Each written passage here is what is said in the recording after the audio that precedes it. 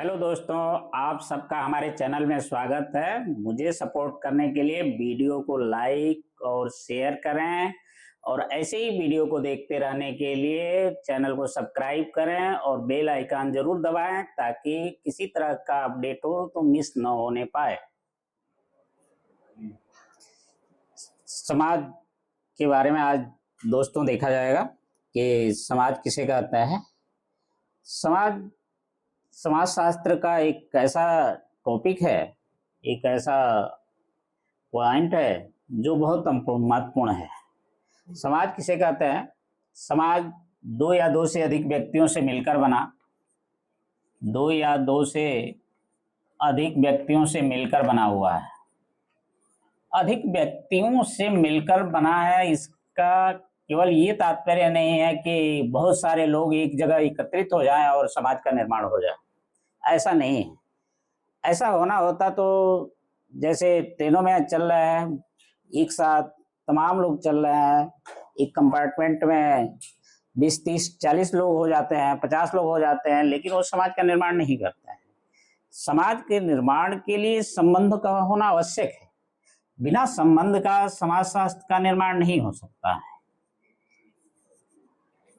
ये संबंध कैसे होता है? संबंध कभी दिखाई नहीं देता है, संबंध को महसूस किया जाता है।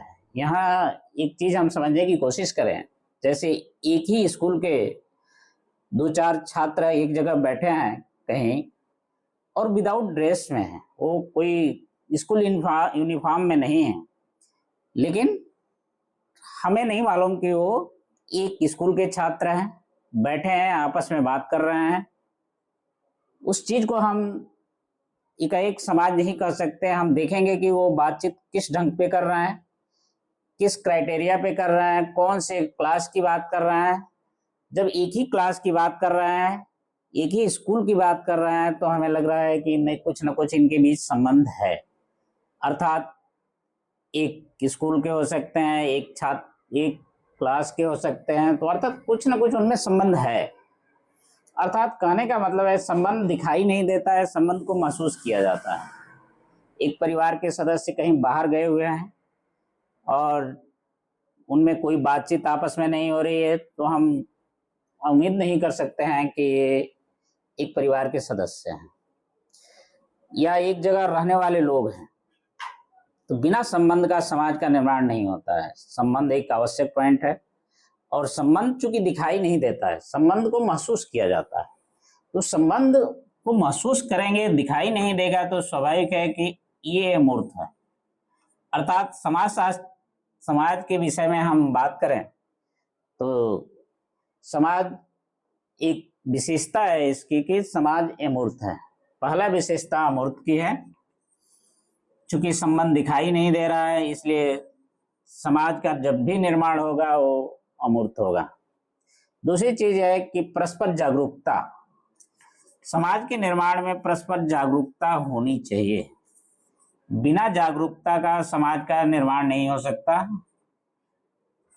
इसके लिए आवश्यक है, जैसे भारतीय समाज है तो उनमें जागरूकता है कि हम भारत के रहने वाले लोग हैं, एक सीमा में रहने वाले लोग हैं जो अपने एक समाज का निर्माण करते हैं।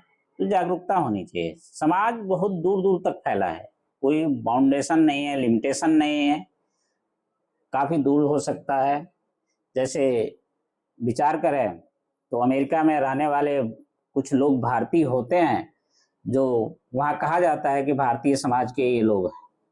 अर्थात कोई देश की बाउंड्री नहीं है, एक जगह कहाँ भी स्थापित हो जाए और जिस समाज से गए हैं वो अपने को उस समाज से जोड़ सकते हैं कि हम इस समाज के हैं।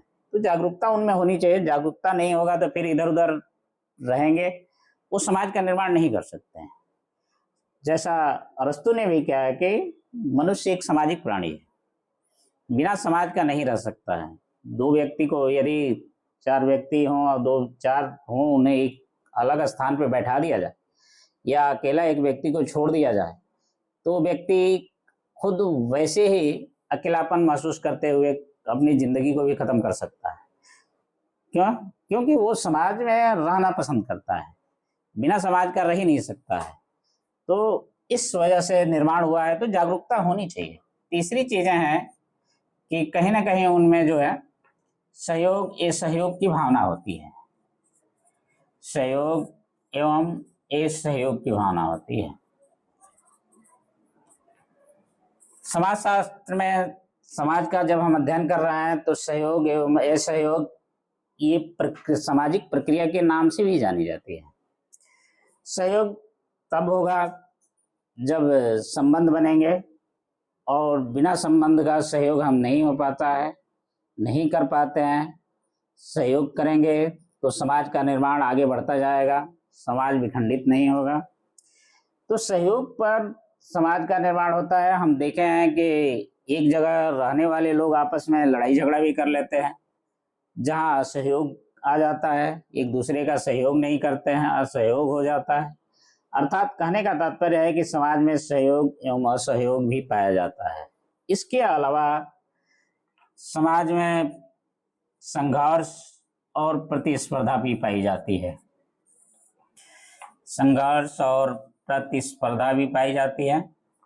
संघर्ष इस मैटर में होता है कि हम एक व्यक्ति से आगे क्यों न बढ़ जाएं, या हमें किसी को दूसरी वस्तु किसी को हासिल नहीं करने देना है। जो वस्तु है हमारे एकाधिकार क्षेत्र में रहे, वहाँ पे संघर्ष होता है। बहुत सारी पीछे हम देखे हैं कि पीढ़ी संघर्ष भी होता है। इसी कारण और जो पीढ़ी विजय होती है उस पीढ़ी का आगे समाज बढ़ता चला जाता है। प्रतिस्पर्धा का तात्पर्य यहाँ इससे है कि कोई वस्तु की कमी है और चाहने वाले लोग ज़्यादा लोग हैं, तो कहीं ना कहीं प्रतिस्पर्धा होती है। ये वस्तु मेरे पास होनी चाहिए। उस वस्तु को पाने के लिए वो अपनी प्रतिभा का योगदान देते हैं।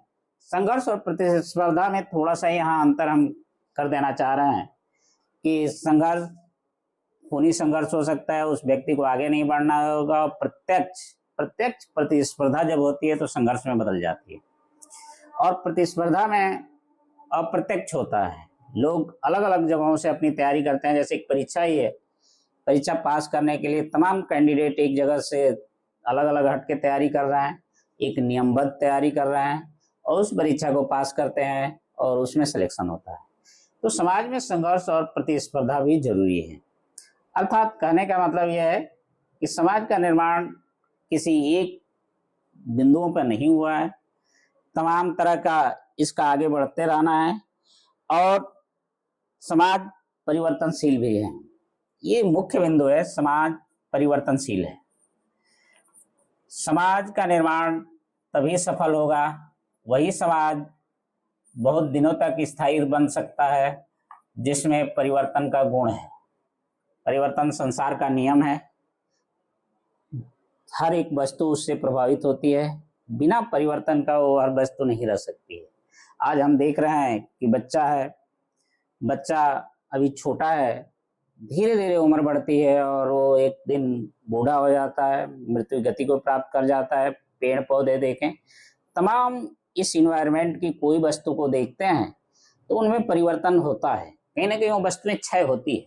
उसी तरह से समाज परिवर्तनशील है, समाज में भी बदलाव होता है, हम बदलने की भी कोशिश करते हैं। बहुत सारी चीज़ें जो है अंधविश्वास है, उस अंधविश्वास को दूर हटाने की कोशिश करते हैं। जब ज्ञान बढ़ता है, ज्ञान का प्रकाश हमारे अंदर आता है, तो उस प्रकाश के माध्यम से हम परिवर्तन चाहते हैं।